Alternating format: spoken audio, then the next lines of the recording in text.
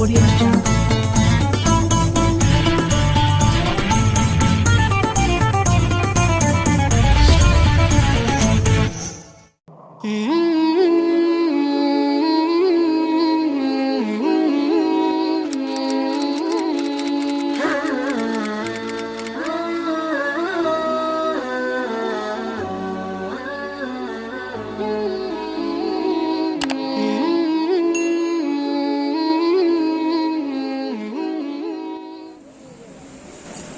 Assalamualaikum warahmatullahi wabarakatuh.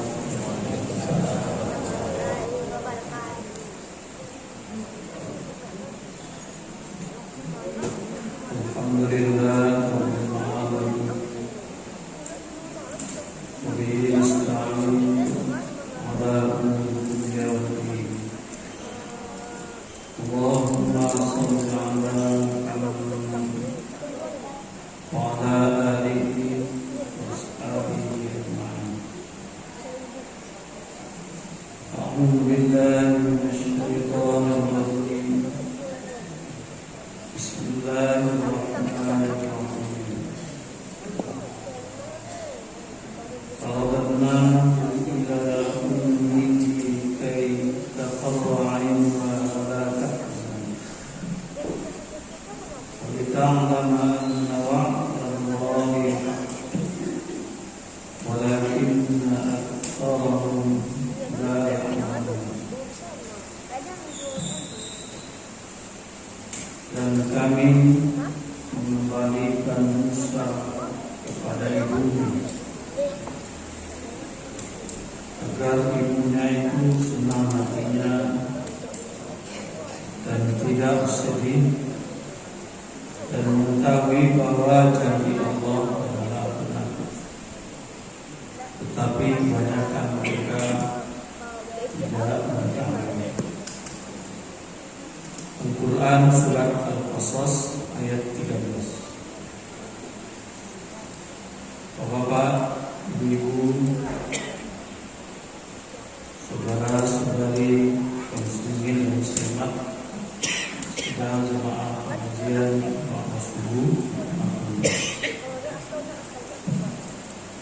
Pertama sekali marilah kita bersyukur kepada Allah Subhanahu wa taala atas segala rahmat-Nya kepada kita sehingga kita dapat menjalani kehidupan kita sampai hari ini. Dan insyaallah jalan dengan baik. Selawat dan salam kita doakan kepada Allah, semoga senantiasa terlimpahkan pada Nabi Muhammad sallallahu alaihi wasallam.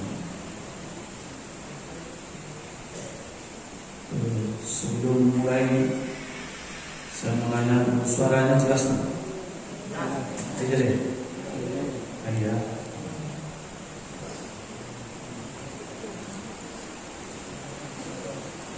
Hal pokok yang ditekankan oleh Allah dalam pelaksanaan puasa adalah keimanan. Jadi orang yang mampu berjuang melaksanakan puasa dan akan berhasil dalam perjuangan itu adalah orang yang beriman. Ini jadi contoh. Ini masih jadi.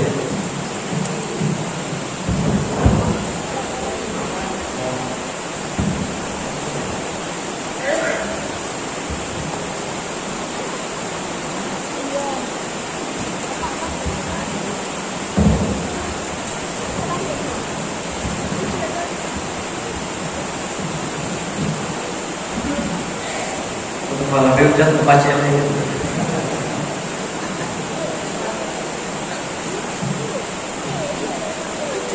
Karena memang begitu di dalam pelaksanaan seluruh ibadah, iman itu penting. Bahkan dalam seluruh kehidupan manusia, iman ini sesuatu yang sangat disyaratkan. Ada sebuah kisah, sebenarnya kita sudah lama mendengar kisah ini, tapi perlu kita cermati lagi karena Al-Quran menceritakannya dengan cukup detail. Ini bisa jadi teladan bagi kita dalam perjuangan hidup kita dan juga dalam ibadah tentunya. Bagaimana mendapatkan keberhasilan itu. Allah malahan memberi contoh yang ekstrim, contoh yang berat, agar kita nanti tidak berdalih masalah saya kan lebih besar. Dikasih oleh Allah contoh masalahnya besar, yaitu perjuangan ibu Musa dalam menyelamatkan anak. Dia melahirkan seorang anak laki-laki, yaitu Nabi Musa, pada saat adanya peraturan yang tidak membolehkan kaum Bani Israel melahirkan anak laki-laki. Kalau lahir anak laki-lakinya dibunuh. Inna fir'auna ala fil ard, dalam ayat 4-nya disebut di situ. Fir'aun yang berkuasa ketika itu berbuat sesuka hatinya. Wa ja'ala ahlaha syi'an, penduduknya itu, rakyatnya itu diadu domba satu sama lain. Itu bercakap, itu berseringan, sehingga mereka lemah dan dia kekuasaannya. Istadaifu ta'ifatan minhum, dia tindas sekelompok masyarakatnya, yaitu kaum Bani Israel. Yudabbihu abna'ahum wa yastahyi nisa'ahum. Yang tempatnya diceritakan, kalau lahir bayi laki-laki bunuh, kalau lahir bayi perempuan dari ibu-ibu Bani Israel baru boleh dibiarkan itu. Nah, itu peraturannya. Jadi yang mau diceritakan oleh ayat ini, bagaimana seorang ibu dari Bani Israel berjuang menyelamatkan anaknya dari kezaliman itu. Jadi di sini nanti bisa kita baca ya dalam surat Al-Qasas ini, surat ke-28, setidaknya mulai dari ayat 7 sampai ayat 13, atau mungkin dari ayat 4, atau malahan dari ayat 1 sekalian sampai ayat 13. Ketika ibu Musa ini melahirkan, dia diperintah oleh Allah untuk menyusukan dan menghanyutkan anak. Wa auhayna ila ummi Musa an ardi'i. Ketika ibu ini melahirkan anaknya, kata Allah, susukan dia cepat. Jadi ibu Musa ini termasuk manusia yang bukan nabi, yang mendapat wahyu dari Allah. Kalau dalam sejarah berikutnya disebut ilham. Cepat susukan, karena dia lapar. Di sekeliling rumahmu ini disatroni oleh para penjaga-penjaga. Kalau dia tahu anak laki-laki, dia akan bunuh. Jadi disuruhlah menusukkan, faida qibti alaihi falqihi fil yam. Kalau kamu masih ragu, dan pasti kamu ragu karena pakai buku idza, masih takut, hanyutkan dia, masukkan dia ke peti, kemudian hanyutkan di sungai Nil. Wala takhafi wala tahzani, jangan takut, jangan sedih. Inna radduhu ilaiki. Nah, ini yang muslim kita. Kami akan kembalikan dana ini kepadamu. Nah, itu jadi Allah padanya. Jadi bagaimana dia mengimani janji. Inna radduhu ilaiki. Kami akan kembalikan dia pada wajahilu minal mursalin. Malah dia akan menjadikan salah seorang nabi. Ini apa-apa, percaya aja, yakin aja kepada kita. Itu bagi ibu ini berat. Anaknya baru lahir, baru sekali menyusuan, kemudian dihanyutkan. Berat tak kira-kira ibu? Dihanyutkan ke sungai. Lagi pula tempat menghanyutkan itu adalah sungai Nil. Dari data-data sungai Nil yang saya baca itu memang sangat pantas dia itu takut, khawatir, sedih. Karena sungai Nil itu rupanya sungai terpanjang di dunia, 6.695 km panjangnya. Kelihatannya sih kok mati kok. Ini kembali, ini kebasuh dah awalnya kan. Ibu tentu sangat idam-idamkan, menyayangi anak. Sungai itu beraliran deras. Dia melintasi kalau sekarang itu 9 negara sebelum masuk ke laut Mediterania. Maka dicari baca rule Bali. Kemudian yang tidak kalah mengkhawatirkannya, sungai Nil itu dihuni oleh 3 binatang utama. Ada babon. Babon itu sebangsa monyet. Dia bisa ganas jika keadaannya menghendaki. Sebangsa baru monyet kan, jigak kan. Sebangsa itu. Kalau kita ke Solo sudah ada juga, ke pesisir selatan, Bukit Tinggi kan ketemu di jalan. Nanti ke salah-salah nanti bisa mengambil. Nah, itu banyak di sekitar sungai ini. Ada juga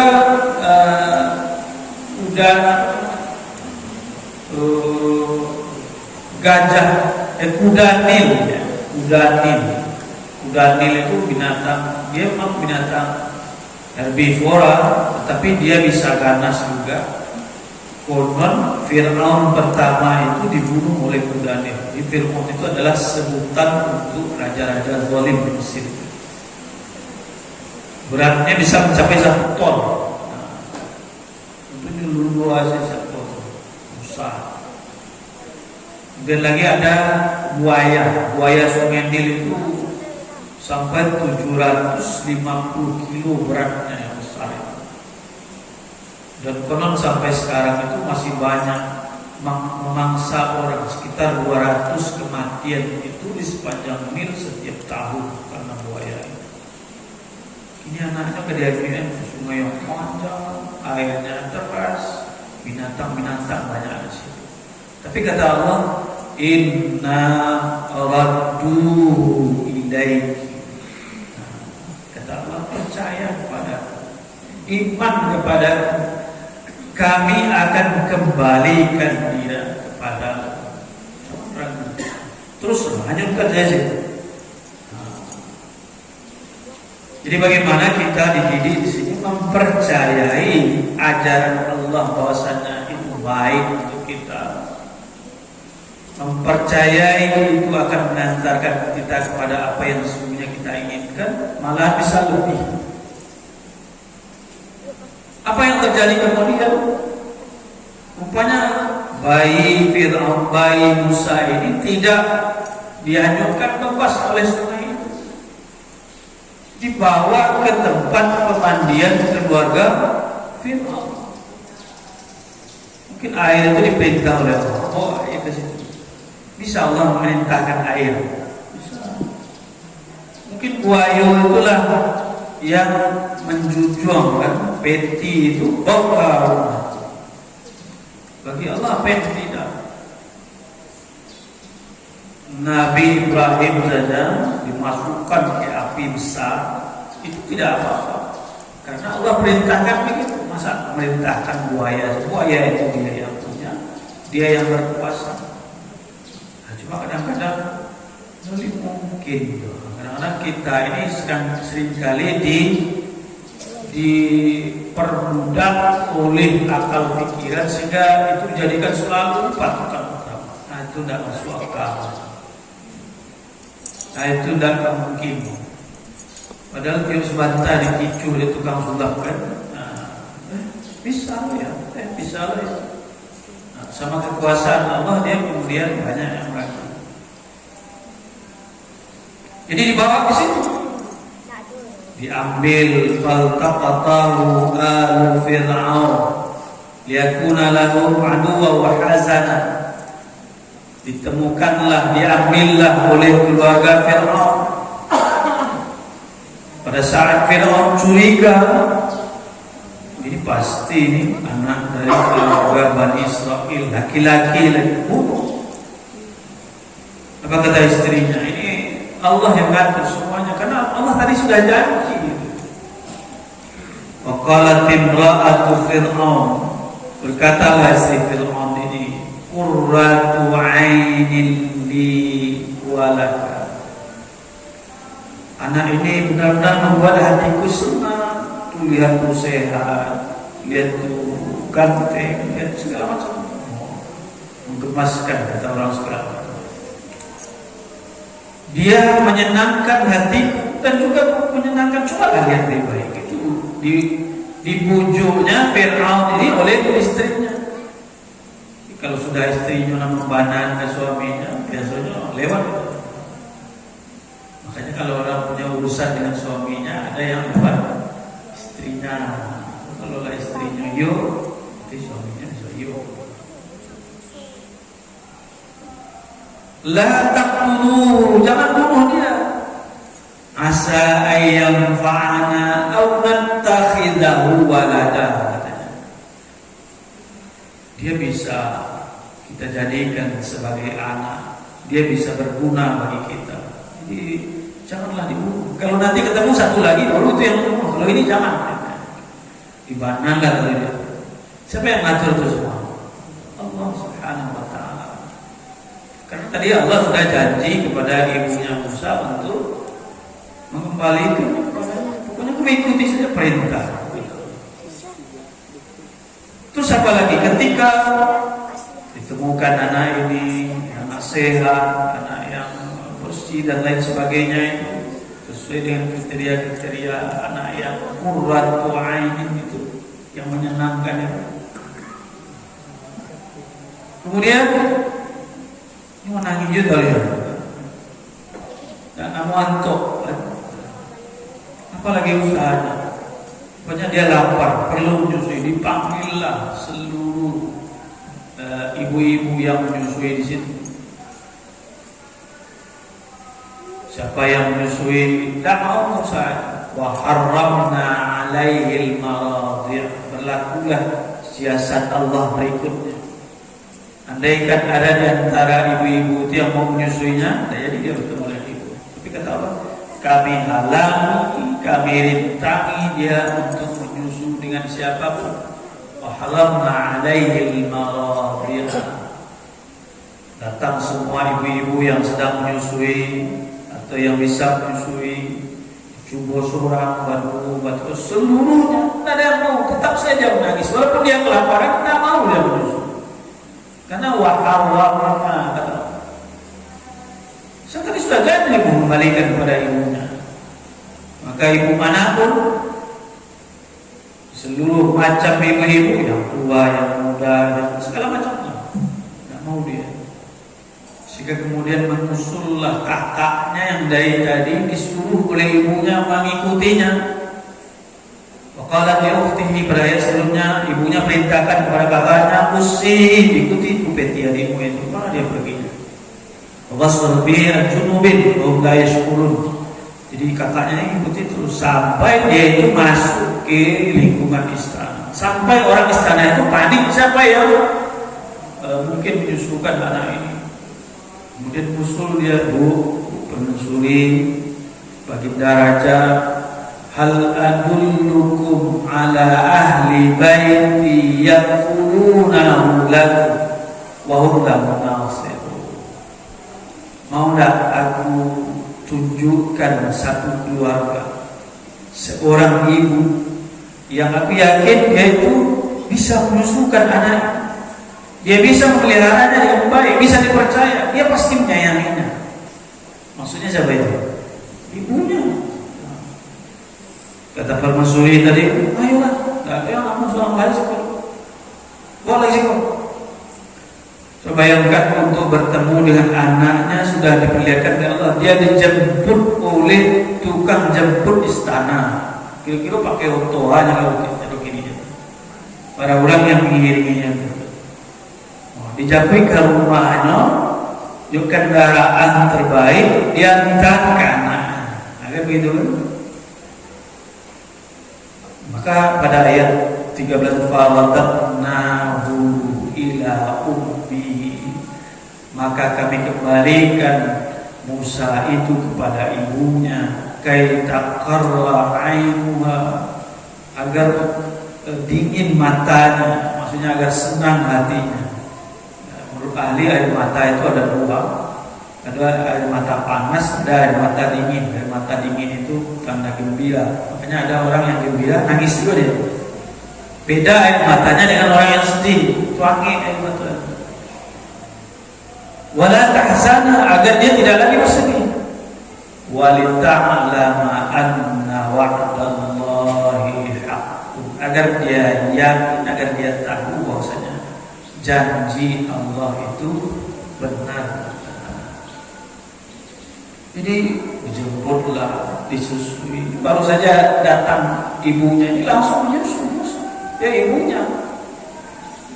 Akhirnya dia yang semula cemas dengan anaknya, lika selamat iku atau indah, lika sehat atau indah, lika tabiayai iku atau indah, anak itu akhirnya ditempatkan di tempat yang terbaik waktu itu, kamar bagus, makanannya cukup segala macam, dia dimanjakan sedemikian rupa. Keluarga raja, anak raja kan, yang istrinya sangat senang kepada anak ini, tentu dia menginginkan yang terbaik. Kalau ibu perlu jalan-jalan, laut-laut, terus ini dibawa dari helikopter. Jadi dia yang semula khawatir dengan anaknya itu sekarang membesarkan anaknya sendiri dengan fasilitas orang yang semula sangat ditakutinya. Jadi segala macam ketakutan itu bisa dirubah oleh Allah menjadi kebahagiaan yang berlipat ganda.